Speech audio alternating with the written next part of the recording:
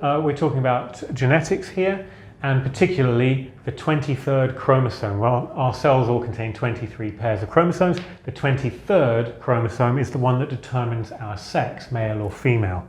Now the reason for that is, in that chromosome pair, you can have what's known as XX or XY. So the Y chromosome is sort of variation on the X.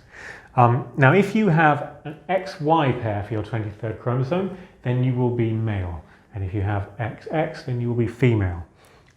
So essentially that's a sort of breakdown of how the chromosomes determine for sex. But then let's think about how that works in terms of reproduction.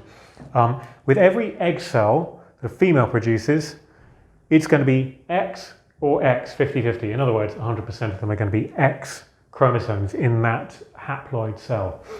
Whereas when males produce sperm, 50% of those sperm will have the X chromosome, 50% will have the Y chromosome. Why? Because that male had an XY chromosome, and when it splits to make the haploid cell, it's 50-50 as to whether you're going to get an X or a Y.